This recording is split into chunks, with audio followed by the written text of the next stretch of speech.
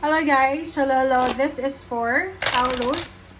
Taurus, welcome dito sa aking channel, Kapalaran 888. Welcome. Alamin natin Taurus ko anong messages, vibration, gabay energy para sa inyong lahat. So this is for the general monthly reading ng April 2026. Okay, so number 15, it's number 6. And the mountain, number 21. 3.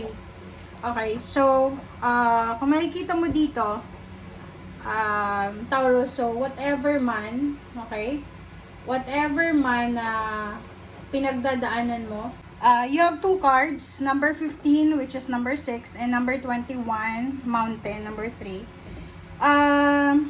Yung number 15 na to, sinasabi ng baraha sa'yo, Taurus, na kailangan mo daw ng balanse, okay?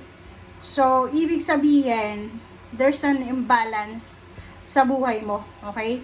Possible na mayroon kang pinagdadaanan na imbalances and kinakailangan mo daw na maging strong, okay? Maging matatag ka daw.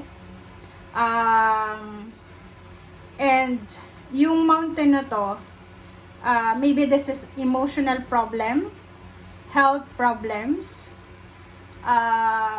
relationship problems. Maybe you are having an issue with your workmates, with your relationship, or with your family. So, napakarami Taurus na rason ngayong Abril na to na parang medyo may irita ka.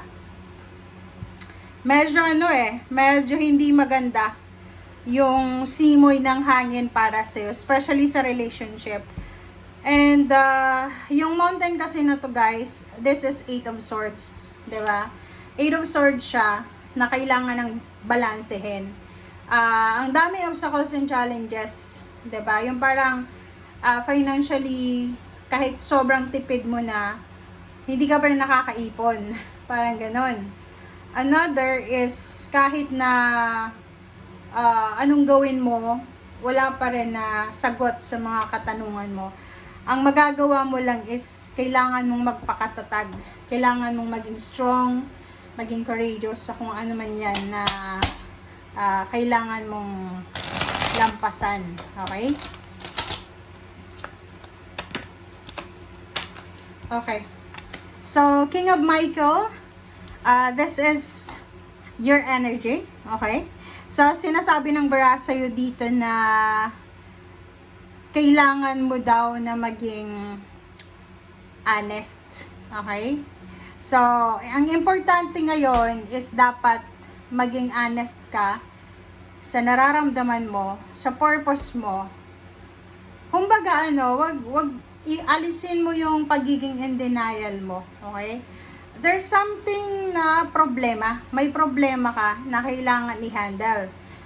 Mayroon kang bagay na kailangan bigyan ng priority.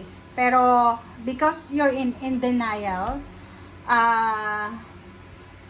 parang kahit alam mo na may mali, para kang pikit mata mo na lang na tinatanggap. So, sinasabi ng barahan na, yung kinalalagyan mo ngayon, yung situation mo ngayon, Taurus, ay kailangan mong maging honest, maging open ka sa lahat ng komunikasyon. Like for example, kung alam mo sa sarili mo na hindi ka naman perfect, may pagkakamali ka, tanggapin mo. Okay? Tanggapin mo yung mga criticism na yan or kung ano pa man. Kasi parang nakikita ko sure dito na in denial ka. So yun.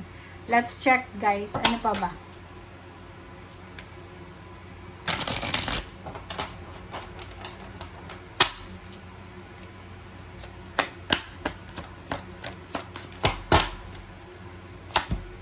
Okay. 10 of Cups. This is your goal. Oh, diba?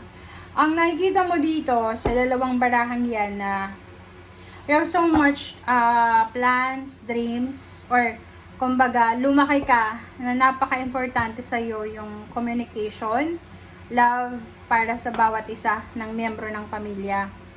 But this April, medyo hilo ka na. Magsaboy ka kaya ng asin, maligo ka ng asin sa every Tuesday and Friday. Maligo ka kaya ng tubig na may asin. Kasi, alam mo yung sorry but there's a Taurus here na maybe you are, nasa impluensya ka ng gayuma, kinukulam ka, or posibleng may mga tao na pinapaikot ka nila sa palad nila. And wala kang alam doon. Like, eto nga sabi ko sa'yo, may nakikita ka na pagkakamali. Like, for example, sa partner mo, alam mo na masama ang ugali ng partner mo. Alam mo na tinatrader ka, may third party, may kalaguyo. Pero, acceptable pa rin yung para sa'yo. Kasi may binasa impluensya ka talaga ng gayuma. Or kung ano man na negative na nilagay sa'yo. Okay? So, dito din, you need to be careful. Okay? You need to be careful. Kasi hindi lang pamilya yung problema mo dito, kundi sa employer mo, sa boss or sa kung sino man na mas mataas yung posisyon sa'yo. You need to be careful, Taurus, kasi possible na ma-involve ka sa mga power tripping. Pwedeng makaaway mo yung boss mo, or pwedeng mawalan ka ng trabaho because of chismis, because of paninira. Alright, next is, this is justice. Karma. Nakikita ko sure dito na there's a contract signing, there's a wedding, there's a documents na kailangan mong asikasuhin, and you're super excited para dito. Moving forward sa travel. So, nakikita ko sure dito, please comment down below ha, kasi meron dito na Taurus na, like for example, hindi ka na swerte or hindi ka swerte sa isang lugar. Maybe OFW ka. Let's say nasa Amerika ka, Europa. Tapos hindi ka na swerte. Siguro few years ago swerte ka. But biglang dumating yung pagkakataon, lalo na kung nasa Middle East ka, na magulo. So, sinasabi ng barahan dito na maybe you're excited to travel, to go outside, para maghanap ng ibang lugar kung saan ka pwedeng magtrabaho or mag-migrate, parang ganon.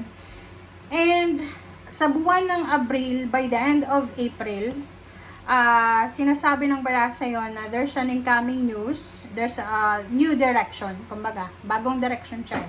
So, may mga bagong direksyon na ilalatag sa'yo ang universe para makaalis ka sa kung ano man yan na bagay na gusto mong alisan. There's a karma here ha. Okay, may karma dito. So, yung karma na to, hindi natin alam kung positive or negative karma. Pero nakadepende na yun sa'yo. So, kung alam mo sa sarili mo na mabuti kang tao, wala kang inagrabyado, wala kang tinapakan, good karma ito na hinihintay mo na sobrang exciting siya. Pero kung, alimbawa, meron kang ginawa ng masama, may trinidor ka, ganyan ganito, this one will be a bad karma. Okay? So, depende yon. And, possible din na you need to be careful kasi, posibleng lilipat ka ng trabaho pero nandito yung Page of Swords, mag-iingat ka sa mga bago mong pakikisamahan kasi posibleng traidorin ka nila, nakawan ka nila, or paalisin ka agad sa trabaho or negosyo. Okay? So, thank you guys. Bye!